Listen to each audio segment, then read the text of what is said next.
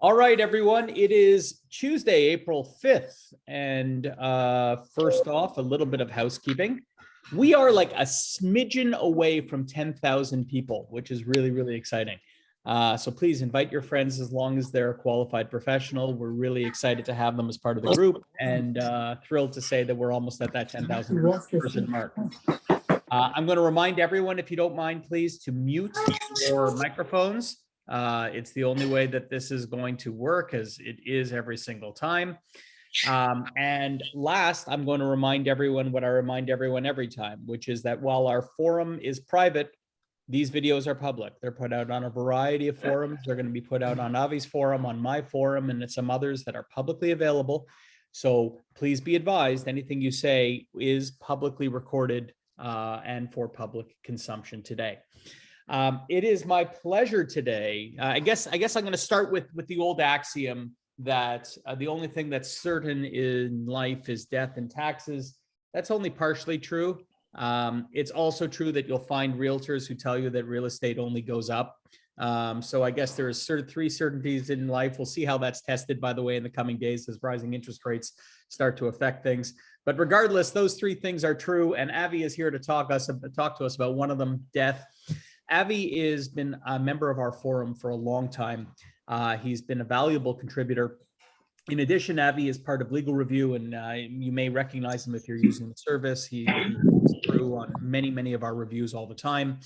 But above all else, Avi is a knowledgeable lawyer who has a real grasp and understanding and has chosen to make estates and real estate his core practice.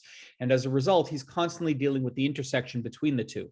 Of course, as realtors, we are concerned with death and how to deal with it, the concepts of probate and how that affects the sale of property. And there's really no one better on our forum to talk to about that point than Avi. And because the Avi is not me and you're sick of my voice, I'm going to turn it right on over to him. I'm going to mute myself. And Avi, you have control. I wish you the best. And thank you sincerely on behalf of all of us for giving us your time today. Thank you so much, Moshe. I think you're going to make me host again, and then I'm going to share my screen. I have to make you host again. Hold on one second. Let me do that. Okay. Did you get that? Yes. Yes. Okay, I'm going to share my screen now, and we'll get into it. Okay, so everyone see my screen so far? We can see it. Okay, great. So we start by this screen, I guess, estates and real estate. I find them two peas in a pod because they're so interrelated. They go together in many ways. This is me, Charney Legal, charneylegal.ca. Feel free to check it out over there. Just as a way of introduction, Moshe mentioned a couple of truisms over there. This is a recent post that I posted, and it's amazing how much traction. I think it's been viewed in the past week over 10,000 times and counting. And just because it's so simple. First truism of an estates lawyer, everyone dies. Second truism is every relationship ends in either separation, divorce, or death. And then the third truism of an estates lawyer is that everyone needs an estate plan to deal with the first two above, because failing to plan is planning to fail. You need to have a plan in place. One other story, I guess, is certain cultures have a culture to build on top of their houses for the next generation. As soon as more children are born, they build up on the house. Now, this doesn't work in Ontario, but it just goes to show how connected property, real estate is to the family and the family plan, the estate plan. And on that note, so many people come to do their wills and they say, my house is my main asset, my real estate is my main asset. And then the whole estate planning operation goes into how to deal with the asset, with the house properly. And as one little disclaimer, so many circumstances vary.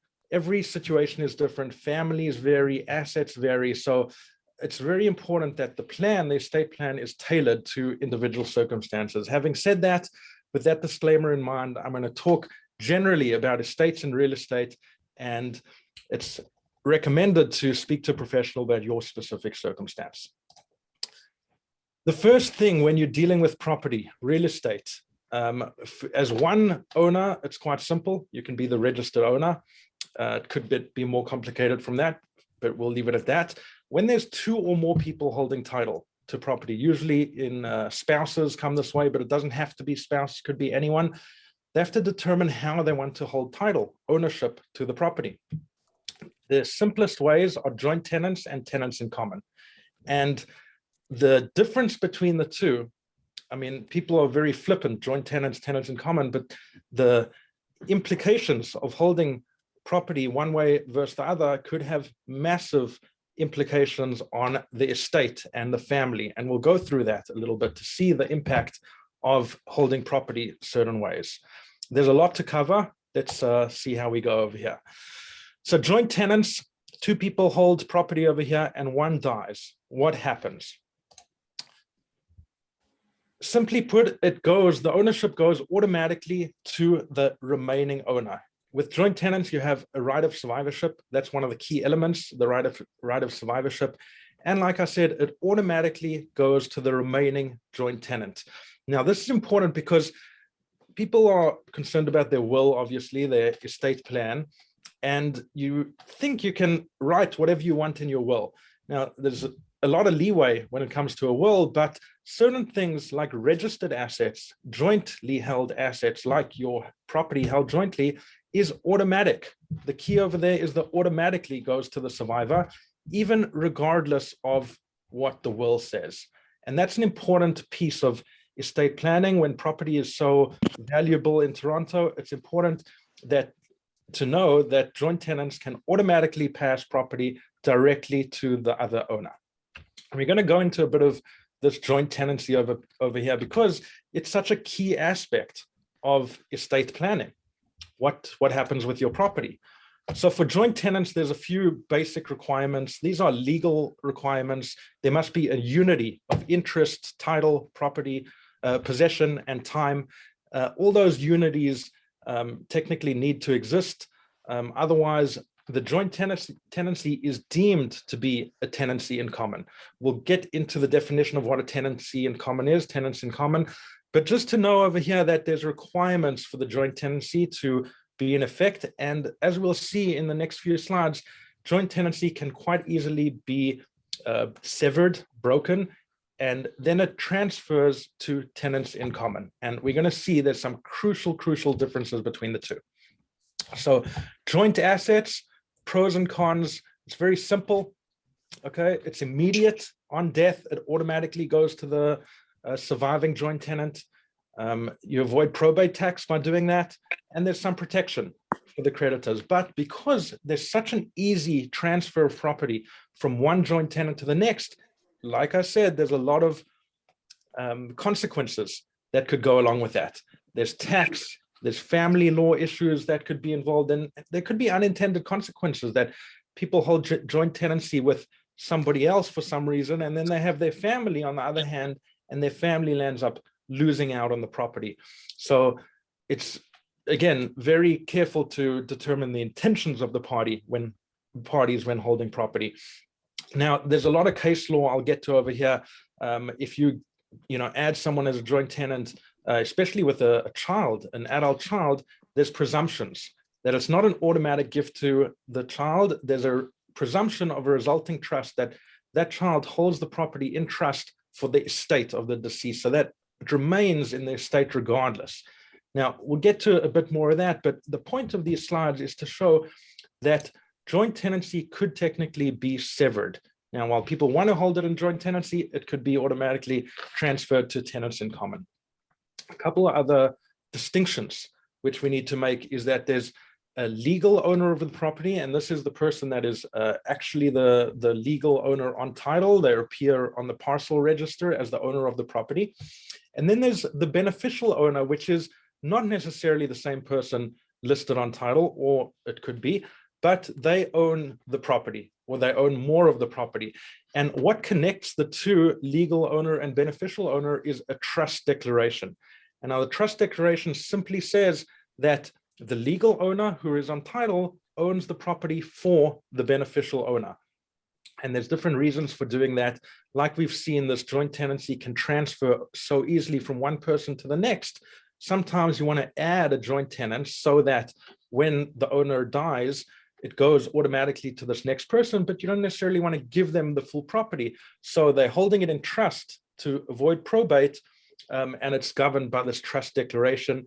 They hold it in trust for the real owner, the beneficial owner. So that's just a different legal techniques, I guess, we use to determine who's the owner. And the main reason around that is tax purposes, probate tax and other such taxes. Maybe we can touch on that a little bit later. There's a presumption regarding joint assets. So like I mentioned previously, there's a presumption of a resulting trust with adult family members. I'll talk about a couple of those cases a bit later on. And I guess most importantly is this in the right of survivorship with joint tenancy is probate is not necessary. It's an automatic transfer from one owner to the next, and you avoid probate. We'll discuss probate again a bit later on, but that is the one thing that everyone is so afraid of. People do whatever they can to avoid probate. Generally, that's a smart thing, but sometimes people go a bit too far and even complicate things by taking this into consideration. Just one recent case I came across is a father added a daughter for probate purposes, so it could go directly to her, but then excluded the spouse. And then the property was then held by one of the children, excluding the mother who remained alive.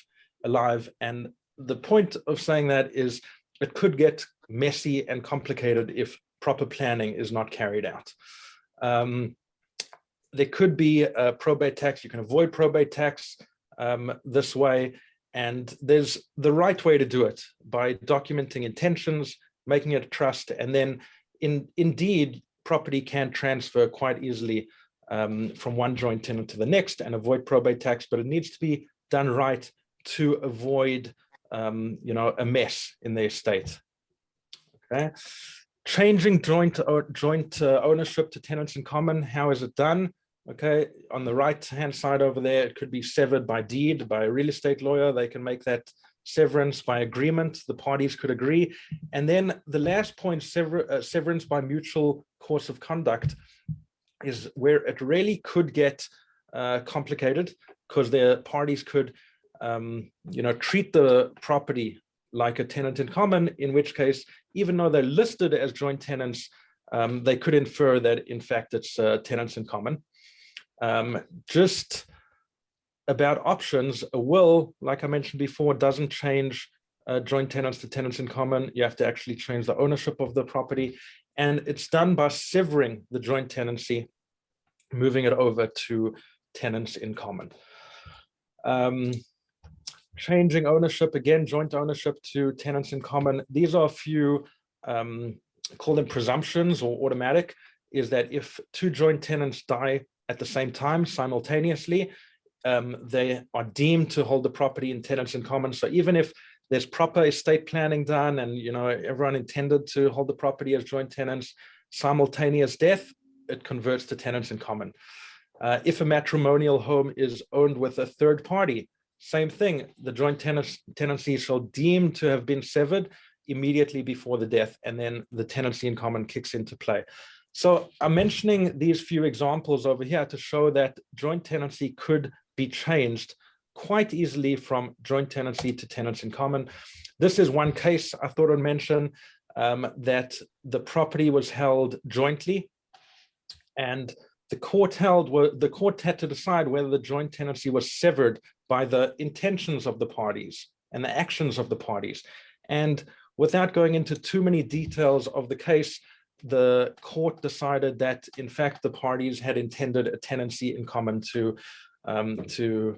come into effect. And if you think about the implications over here, the two parties are married, Marley and Salga. If they were joint tenants, it would go automatically to the remaining spouse, as we discussed. But if they're tenants in common, then it goes according to the deceased's will, and their children land up inheriting. So the implications, again, are whether it goes according to your estate or there's an automatic transfer. And you could land up excluding beneficiaries who, in fact, you want to include in the distribution. So again, it should be clarified, and that joint tenancy could be severed. One must be very careful to make sure that if you want to join tenancy, it's done right and it's in place. This slide is a little bit out of place, not really on topic, but I just thought I'd give a shout out because we're talking about joint tenancies.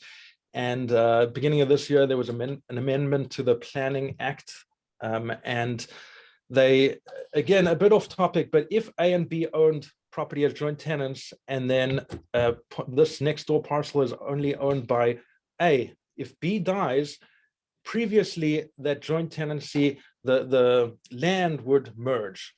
Now, the recent amendment came into play at the beginning of the year, which allows owners to maintain separate parcels. Again, not necessarily directly related to estates, but nonetheless, I don't know if someone's not on mute there. I think it's feedback from you, Avi. I think this is, I don't think that this is someone else. I think this one happens to be you. Okay. As long as I'm clear, we're good. No, So- there are a bunch of mics that are still open. If they could close them, please. I got it. I'm taking care of it. Cool, thanks. So like I was saying, just an amendment to say that a joint owner can continue to own two separate properties, whereas last year it would have been forced, they would have been forced to merge on the death. But that's not directly related. We'll get back to estates and real estate over here. We've discussed what happens with joint tenancy. Now that is like the golden standard, if you will. Going back to that previous slide, joint tenants, automatically the ownership passes from one to the next. This is my tenants in common slide. The tenants in common, each owner can own a certain percentage. In this case, it's 50-50, but they could be divided up even more into another owner coming in as a 25% owner. It could be divided anyway. And the main feature of tenants in common is there's no automatic right of survivorship or ownership. Rather, your percentage remains your percentage. And when you die, like in the slide over here, your percentage goes according to your will, or if you don't have a will, the laws of intestacy. Again, the property is the main asset. So how you're going to determine how that gets distributed is really crucial when we're talking about estate planning. When making this consideration, I don't know if someone's, there you go. When making this consideration, how to distribute the estate, there's a few other considerations for a married spouse. Okay, they get to determine whether they want to take their share of the estate under the will or laws of intestacy, or before that, they can determine whether they want to take it under the Family Law Act, the equalization payment. I'm not going to go into too much depth about the equalization payment, but just to know that a surviving spouse has that option. They can choose whether to get an equalization payment from the estate or under the will or laws of intestacy. Okay, now there's consequences to each decision. The equalization payment, you have to choose it within 6 months. That's quite strict. And if you choose equalization, the entitlement under the will or the laws of intestacy are forfeited. Now, there needs to be a very clear determination before making the election, how much you're going to make either way, the surviving spouse. Because if they choose the Family Law Act election, they lose the executorship, the right to be the executor of the will. They lose the beneficiary rights. And there's certain set-offs, like insurance or registered assets. If they go to that spouse, that gets set off against the equalization payment. And anything extra over and beyond the equalization payment, they have to repay to their estate. So without getting into too much detail about the family law consequences, a spouse needs to make an informed decision about what they're going to choose. Now, if they choose the will and intestacy, that's kind of what we're going to get into here and see how that all plays out. So when is probate required? Someone passes, let's just go back a couple of slides over here. Someone passes and now they own half a property or a percentage of a property over here, or they're the sole owner of the whole property. Okay, so what has to happen? There generally needs probate. When is probate required? Often. Okay, how to avoid probate? and this is really when people start paying attention, is that there's two ways. One is the survivorship application, and that's through joint tenancy. Like we discussed, joint tenants, there's automatic right of survivorship. And then there's a transmission application, and that is probate in short, where you have to get approval from the court and then transfer the property from the deceased to the estate trustee, and then the estate trustee onto whoever the new buyers are, the new purchasers. So the transmission application is, I would say, lengthy, not so simple. Probate is required, a bit costly, and unfortunately, those are the options. But there's a couple of, I would say, minor exceptions to this. Okay, the first exception, when the estate is less than 50 grand. Now, I don't know any real estate under 50 grand. If you have any real estate under 50 grand, please let me know. I'm willing to buy it right now. But that's the one exception. The other exception is a first dealings exemption. And I'll go through the first.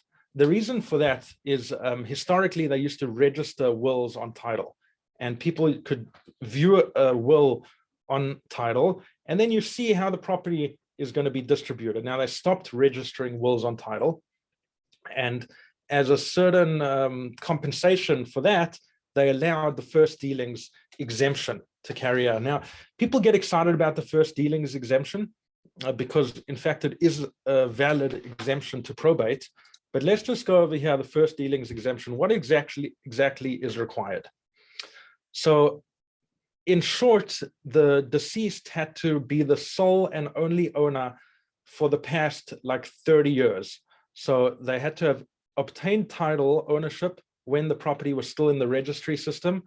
And then the property had to have been administratively converted from land titles to land titles, from the registry to land titles. And the deceased had to still own the property at the date of death. People, again, get excited about this exemption. Now, all three conditions have to be met. Sometimes people call me and say, a lawyer said there's a right to the first dealings exemption. But when you actually go through, mind you, a colleague of mine over here went so far as to register a transfer of property with the first dealings exemption. And the LRO, the registry office, returned the deed and said, no, in fact, all three conditions were not met. And I believe B over there, that the property was administratively converted, was one that was missing. So while it could appear that all conditions are met, this is a very rare exemption. It doesn't come across often because not many people own property for that long, for 30 years, and it's becoming less and less common because you don't find so much property in the registry system anymore. So it's a rare exemption. It's becoming more and more rare, and you have to really go through the details of the case to determine whether this exemption applies. A little caveat there is that it doesn't apply to intestacies. Intestacies is if you die without a will. They want to confirm that this property is being transferred according to the will, and that exception over there, that it doesn't apply to intestacies, is also a shout out to the historic aspect, how they used to register wills on title. So if you don't have a will, you don't really get that benefit. So that's another shout out. I put a little hashtag there, make a will. During, you'll see throughout the presentation, there's different crossroads where if you don't have a will, it makes it a lot more complicated to administer and manage the estate and the property. So this is the first instance that even if all the first dealing exemption requirements apply, there still needs to be a will in place. When someone dies without a will, is intestacy, probate is always required. Okay, no exceptions there. What happens now if you die without a will?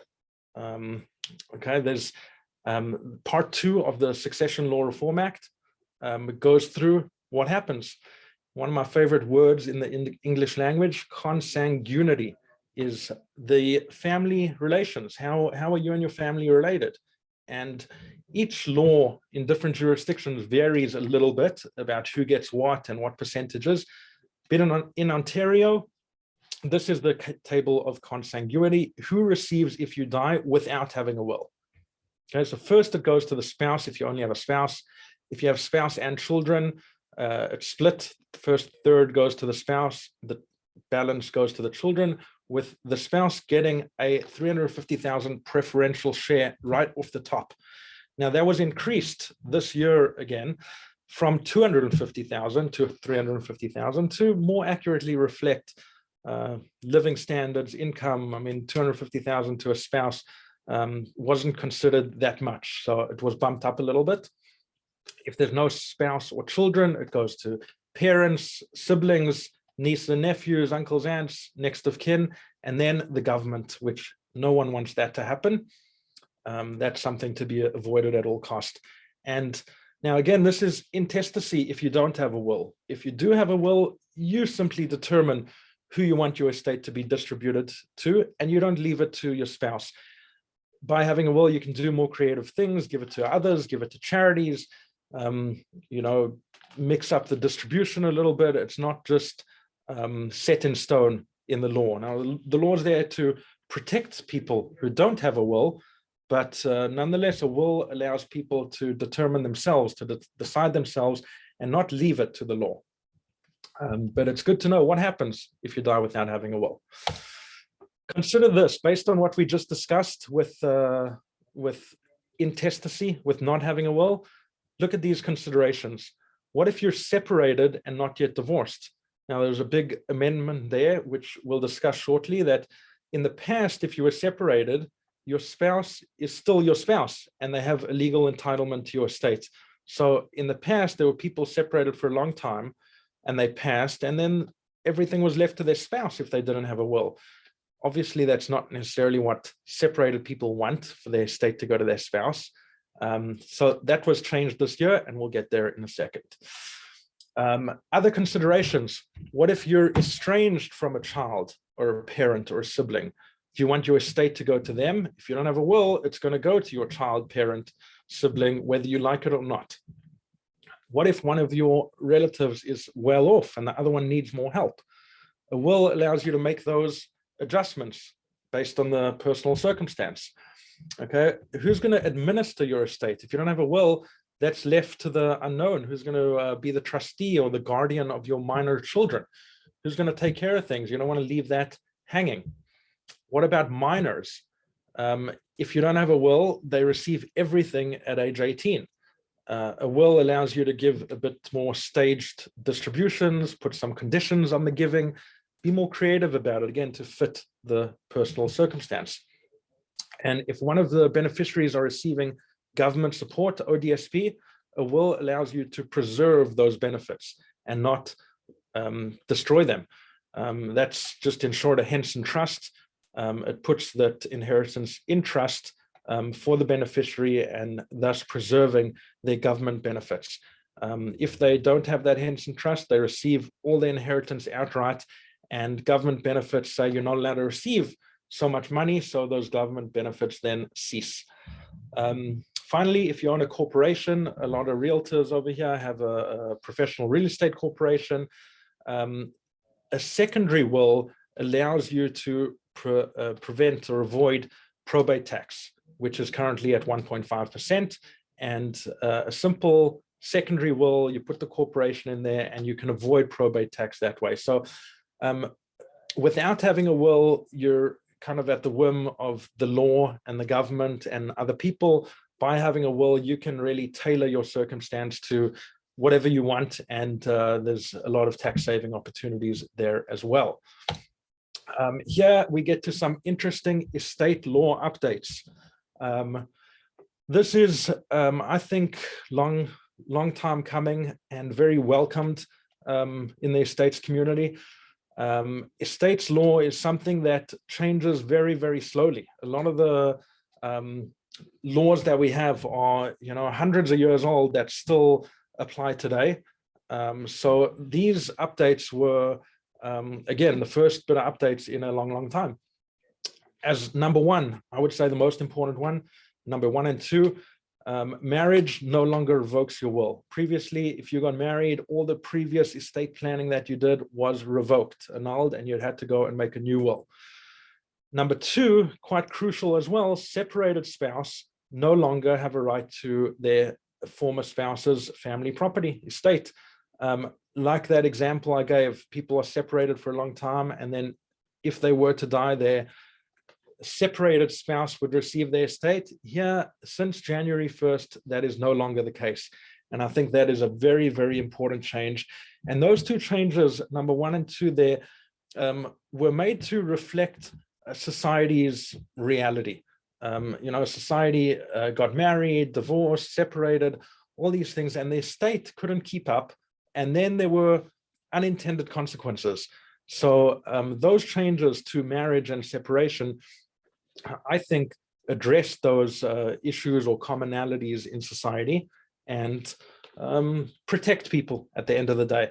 But nonetheless, a will could trump that, and a will allows you to determine and not leave it to the safety net of the law. A couple of things. Number 3 over here is currently in flux. This is a point of law that was generally accepted, that registered assets, and the registered assets are quite similar to joint tenancies in that previously registered assets are your RSPs, your TFSAs, your insurance policies, and your jointly held property.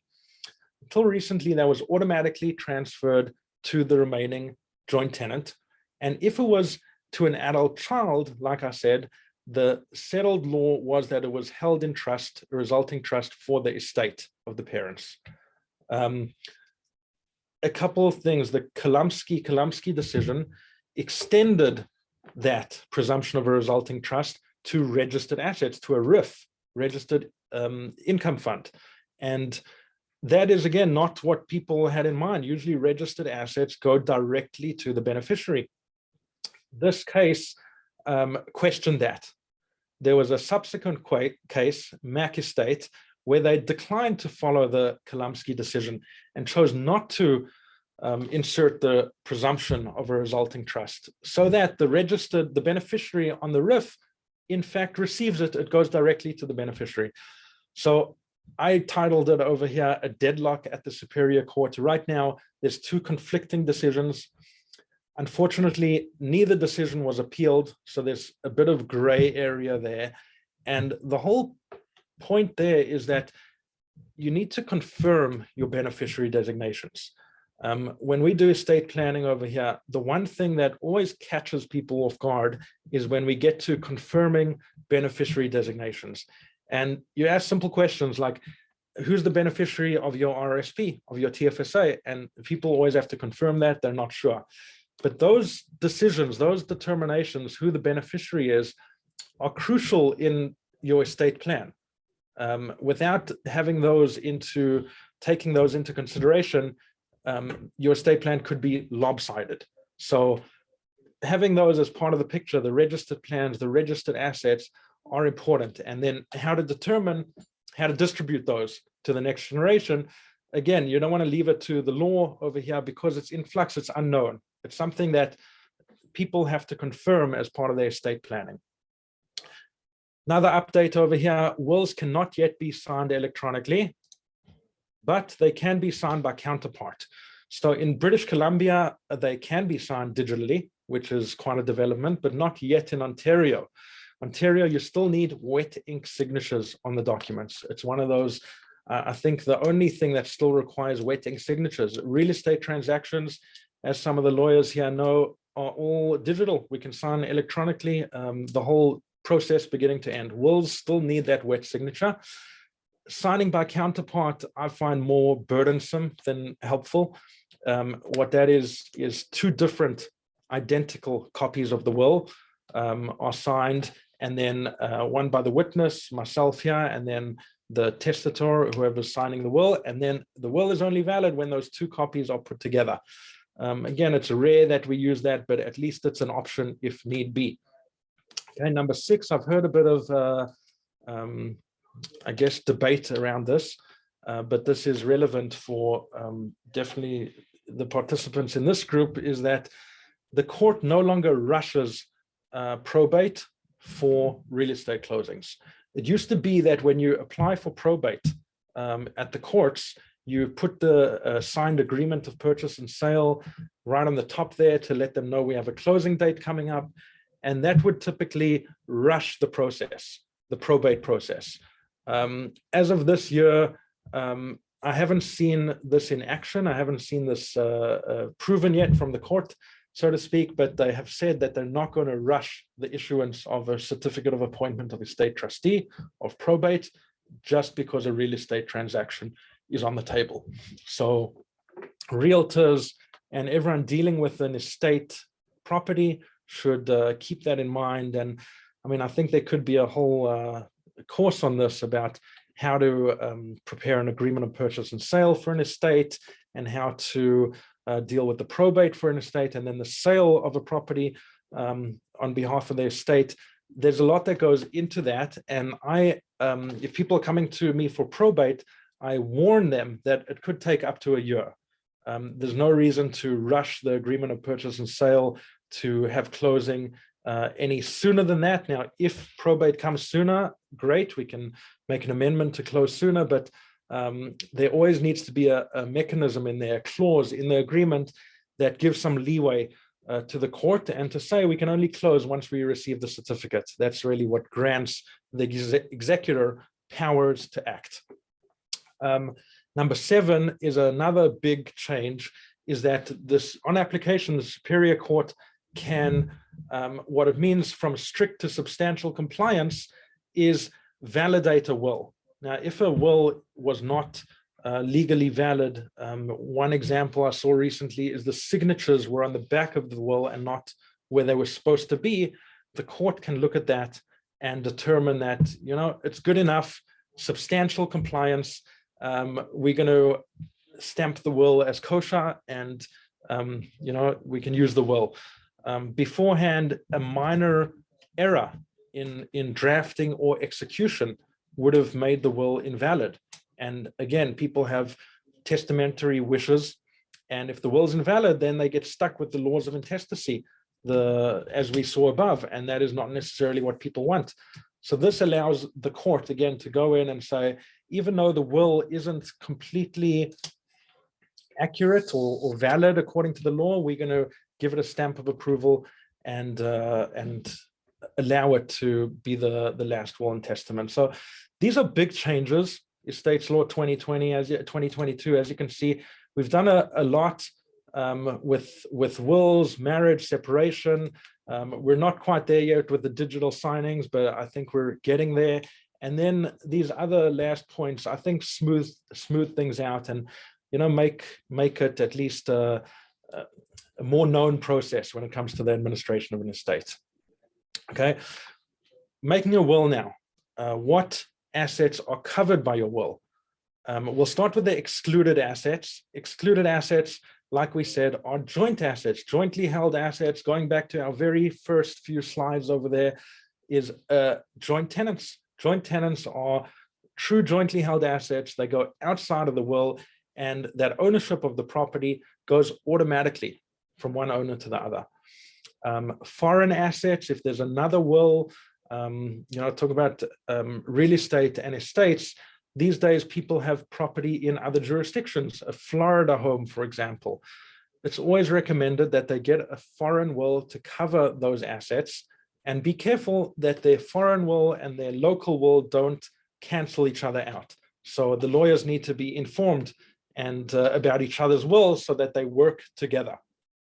Designated assets, same idea. Registered assets, insurance. If there's a beneficiary directly listed, that would go directly to them outside of the will. So what is included in the will? In short, everything else. So you got personal effects. We usually start there: jewelry, cars, stuff you have around the house, bank accounts, investment accounts, and then real property. You know, if you have investment properties, a cottage, all those assets need to be discussed in your will. And the way we do is we go through each asset and say, what's going to be with this asset? What's going to be with that asset? And that includes the tax considerations that go along with each asset. So when talking about an estate plan, there's a lot that goes into it. You need to go through all your assets, all your family circumstances, and really determine what's best. Last few slides over here is that when you have a blended family, sometimes, typically speaking, you leave everything to your spouse. But when it's a blended family, maybe it's your second marriage and you have children from your first marriage, that is so common these days. Or for any number of reasons, you don't want to leave everything directly to your spouse. You want to make sure it goes to the next generation, to your children. There's something called a spousal trust.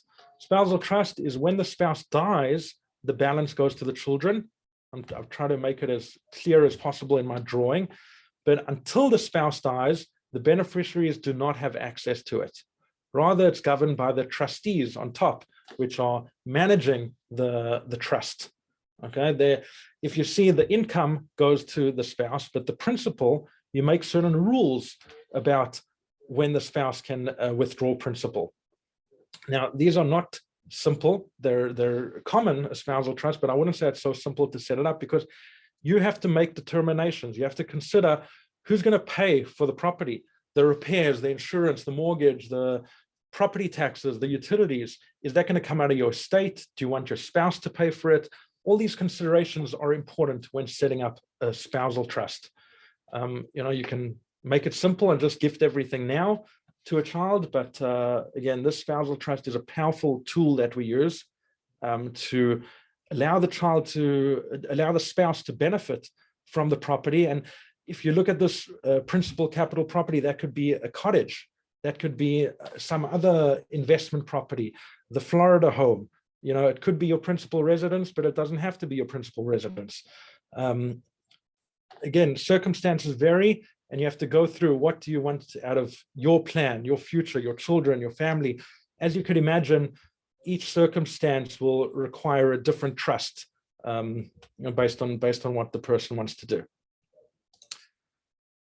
This is, again, touching on family law a little bit, and estates law as well, is the definition of a spouse. Okay, when you talk about a spousal trust, yes, you can set up a spousal trust. That's no problem. But when you die intestate without a will, you can leave it to your common law spouse. Without a will, under the laws of intestacy, a common law spouse does not have a right to inherit. They unfortunately are excluded. They can make other claims for dependent support, but then you're going to have to go hire a lawyer and go through the court to get some support from the estate. But typically, common law spouses are not included. And, you see more and more these days, people in common law relationships. And, a will cannot be understated when it comes to these things, because you'd want to leave something to your common law spouse, but the law doesn't acknowledge and protect the common law spouses. So a will is a way to recognize a common law spouse, and one must be careful that if they pass without a will, you're leaving your common law spouse out to dry. And I've seen it too often, unfortunately, that common law spouses come to me after their loved one has died, their partner has died, and the law does not protect them well enough. If there's no will there to give them something, it's unfortunate. And that is another plug over here in my little hashtag, make a will, so that you can protect your loved ones. Powers of attorney, these have a lot to do with real estate transactions as well. And we do powers of attorney as part of estate planning. The two main kinds of power of attorneys are the power of attorney for personal care, that deals with your personal care, medical type issues, and for property. There's different kinds of powers of attorney for property as well. Those are them listed: springing, enduring, limited, or general. We have to determine what type of power of attorney it is. And I mean, this is the real punchline over there at the bottom there. And this is taken from the law itself, from the Substitute Decision Act, that your attorney for property could do, and I've bolded the word, anything on your behalf except make a will. And when you're talking about dealing with real estate, this is somewhat common, where people appoint attorneys to close the deal for them. My practice is to really explore this as much as possible. I mean, if people are claiming they want to close under a power of attorney, we really have to determine, get to the bottom of why. What are the circumstances? Is there, if it's because of the person's incapable, is there a doctor's letter to support that, to corroborate that? A real estate professional should not take for granted that a property is being sold under a power of attorney, because with great power comes great responsibility. There's, you're being able to do anything on this person's behalf. We as professionals really need to look into the circumstances where this was given, this power of attorney, and whether it's valid, because otherwise, the wrong person is selling the property. Unfortunately, I've seen too many not good powers of attorney, call it that way. They were signed by family members. There's all sorts of issues when it comes to powers of attorney. And because of the immense responsibility and powers that comes with the power of attorney, we really need to be careful that it's a valid power of attorney. Because again, an attorney here could sell someone else's property. They can empty out their bank accounts. They could do anything. So we really need to make sure that this person has the power to act. Again, that's part of estate planning, the power of attorney. Who's going to act for you if you're unable to act yourself? Those decisions could have a lot of implications going forward. This is my last slide for the day, just about purposeful estate planning. Now, if you have a family property, and you can switch out the word property for cottage, investment property, whatever assets you may have, and go through these questions, even in your own mind, is who's going to receive the family property, the family cottage, who will pay for it, and then if that person dies, who's going to get it afterwards? What do you want to have happen with the family property at the end of the day? Based on all those factors, there's tax considerations, which we go through as well. What are the mechanisms for disposition? Is there a buyout option? Use options. If it's a cottage, you want to split up the usage time. A trust, okay? Trust, just to explain, is conditions. So if you want to give the property outright to somebody, your spouse, your children, that's easy. You're giving it to them outright, and you don't have to think about it too much.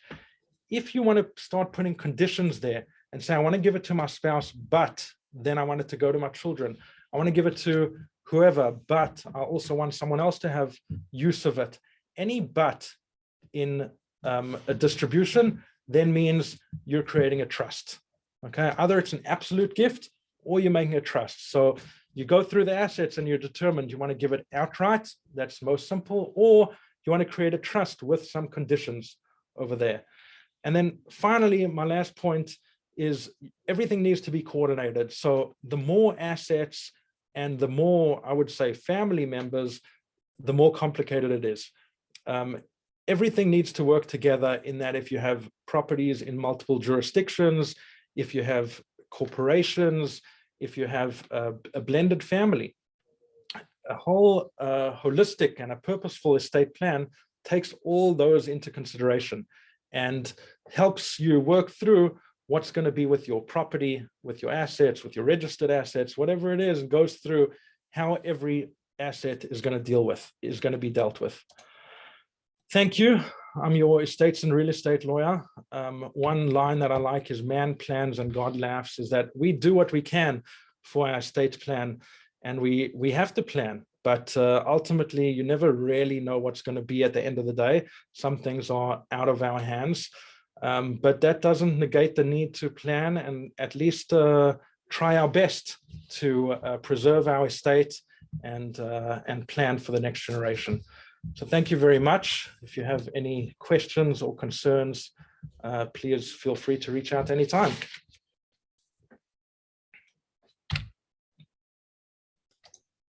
Avi, I can't thank you enough for this. I hope you don't mind if I just step in for 1 second. Guys, I'm going to just point something out to everyone who's here. It's often the case that your real estate lawyers do wills. In fact, wills and real estate often go together. But similar to lawyers that are just doing this tangentially, similar to real estate agents that are doing this tangentially, hopefully you saw today what the benefit of experience and what the benefit of knowledge brings to the table. People like Avi and people who specialize in these areas and deal with them every day have in-depth knowledge of the problems and the travails that people face when they are actually doing estate planning, which may seem easy on its face, but is anything but. I hope we learned that today. So please keep Avi's name in mind and other professionals who specialize in their given area. As you know, everyone keeps your name in for the areas that you specialize in. It makes a huge difference, as I think we've seen today. I'm going to open it up to questions. I know we have 8 more minutes.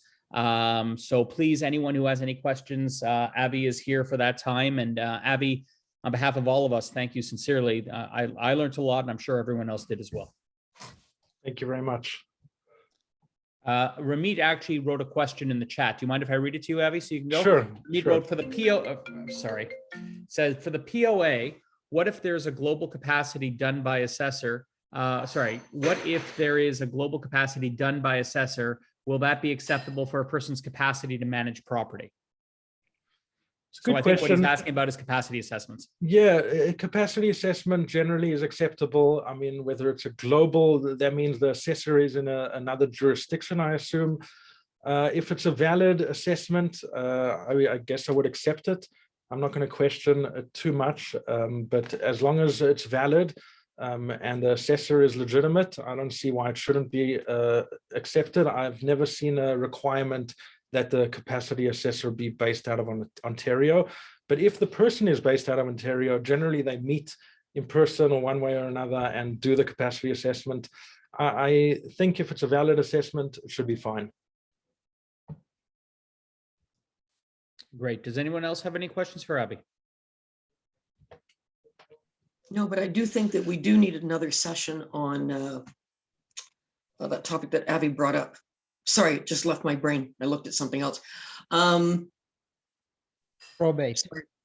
There's a lot to unpack. Yeah, there's a lot to unpack. Probate is a big one. The thing with probate is that it so varies based on circumstances. You really have to look at the property, the people, the will. There's so much to it. But yeah, there's a lot to unpack there when it comes to probate. We can do a whole presentation just on probate.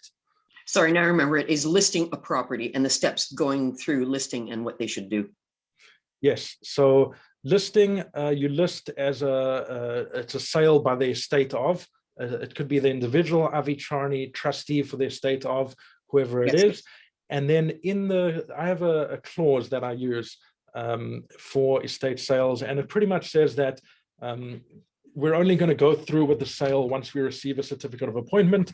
We plan to close by, call it the end of the year, but we won't close until it'll be extended until we receive that certificate. If we receive it sooner, we can amend to make the closing day even sooner. But, you know, it's very important that that's in the agreement, that the purchaser knows it's an estate sale and that they may have to wait until probate comes through for the sale to go through. Exactly. I think that would be another seminar that we could benefit from. Well, sure, we got a lot of work there.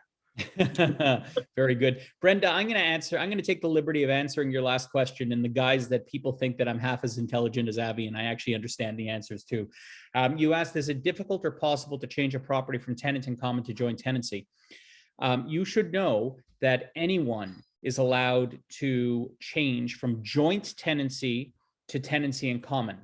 And what's more, it doesn't even require both sides' approval.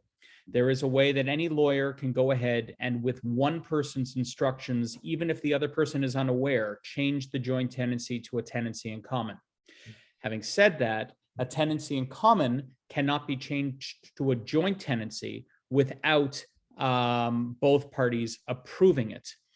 In terms of getting people's permission, if both parties are agreed to do it, it's very, very easy to do, and there are no tax consequences, provided the original tenancy in common was 50-50 to begin with, because you are not changing or transferring any ownership. You're merely changing the type of ownership, which again does not have tax consequence. So it's very easy to do if all parties are agreeable to change from tenancy in common to joint tenancy. I hope that answered your question.